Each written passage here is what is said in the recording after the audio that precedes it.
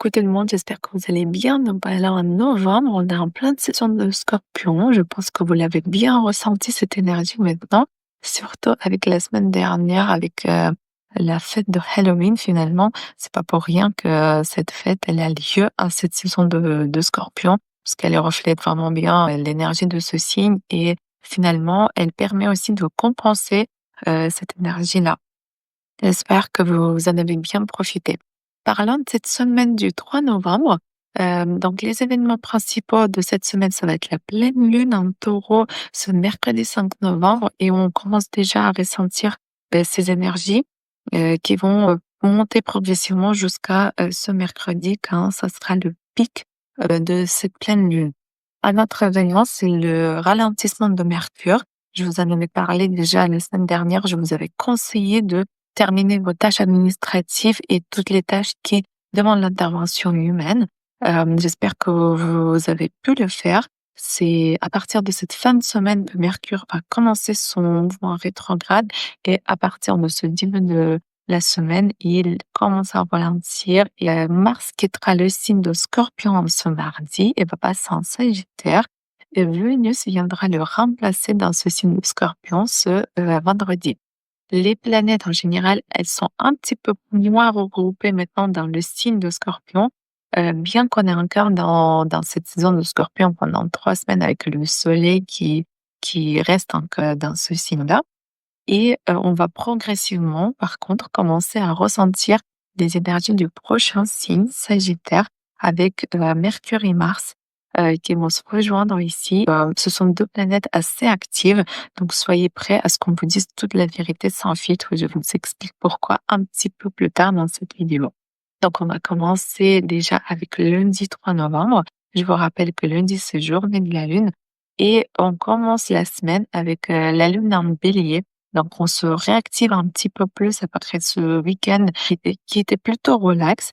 Mais je vous rappelle que lundi, c'est journée de la Lune, donc pensez à mesurer vos capacités physiques, entre autres, vos capacités énergétiques, parce qu'à l'approche de la pleine Lune, les énergies peuvent être assez agitées.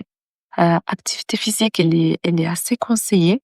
Et je vous conseille aussi de terminer vos tâches où vous avez besoin de bouger, où vous avez besoin d'être actif parce que par la suite, on va passer en lune en taureau avec une énergie un petit peu plus calme. Je vous ne conseille pas trop de commencer de nouveaux projets en ce moment. Déjà, on s'approche de la pleine lune, donc c'est plutôt un moment de tri et de finalisation des choses. Mercure aussi a commencé à ralentir et désormais il est dans le signe de Sagittaire. Et Sagittaire, c'est quelqu'un qui n'a pas de filtre. Il dit ce qu'il pense sans réfléchir souvent. Et en ce moment, en plus, il forme une position avec Uranus, ce qui lui rajoute encore plus de spontanéité et ce qui fait que toute la vérité, en plus, elle peut sortir à un moment complètement inattendu et complètement soudain. Ce n'est pas le meilleur moment pour négocier, pour demander des choses aux autres personnes. Donc, si vous voudriez obtenir quelque chose, si vous pouvez attendre la fin de la saison de Scorpion, la fin de rétrogradation de Mercure. Si vous ne pouvez pas attendre, c'est pas grave. Juste soyez beaucoup plus factuel. Rassemblez tous les faits, rassembler les preuves écrites des arguments que vous avancez et soyez vraiment les plus près et les plus factuels possibles. Et réfléchissez beaucoup avant de dire aussi, même si on n'aura pas tendance à beaucoup réfléchir en cette période-là, je vous mets en garde et je vous conseille de réfléchir vraiment avant de dire des choses. Parlons mieux. J'imagine que vous êtes en overdose de sucre comme moi après ce week-end de Halloween et avec la lune en poisson en plus. Donc, ralentissons le sucre vraiment avec la lune en bélier. Les protéines sont bien assimilées, sont conseillées. On met l'accent sur les protéines et la verdure et on diminue au maximum le sucre. Tout type de sucre, les féculents, les fruits et évidemment les sucreries. Le corps, il les assimile tous beaucoup moins bien lorsque la lune est en bélier. Passons à mardi 4 novembre, donc journée de Mars. Donc l'agitation peut monter encore plus parce que on est passé de la journée de la Lune, déjà qui était avec la Lune en Bélier.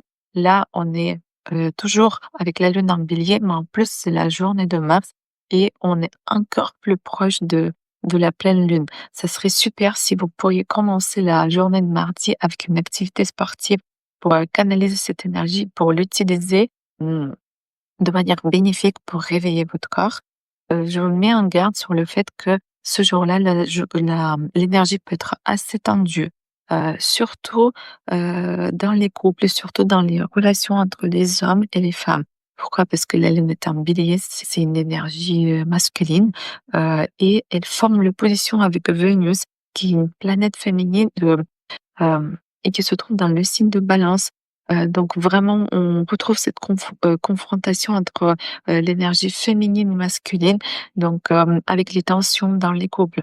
Ce que je vous conseille, avec en plus ce que je venais de vous dire par rapport à Mercure, vraiment parler ne marche pas en ce moment, communiquer avec vos corps. Bélier, on est vraiment en mode actif, activité physique et parler, ça ne sert à rien en ce moment-là. Donc parler avec vos corps, ça va fonctionner beaucoup mieux que les mots. Le soir venu, bien que, la pleine lune, elle est vraiment proche, donc pas parler, vraiment des énergies calmes, la lune passe en Taureau, donc on retrouve quand même un petit peu plus de patience, et un petit peu plus de raison. Mardi après-midi, Mars va passer en Sagittaire et rejoindre Mercure ici en Scorpion. Tous les 2, ils vont former l'opposition avec Uranus. Donc, ça veut dire qu'on aura encore plus de chances, de dire ce qu'il ne fallait pas dire, sous l'impulsion des émotions, et même par envie de se différencier. Donc avec les tensions, ça peut être mal perçu et soyez plutôt stratège dans vos discussions. Voilà pour le début de la semaine. Je vous souhaite de bien démarrer cette semaine et on se retrouve demain pour, le récap du milieu de la semaine, surtout avec la pleine lune ce mercredi. Bon début de la semaine à tous. Bisous.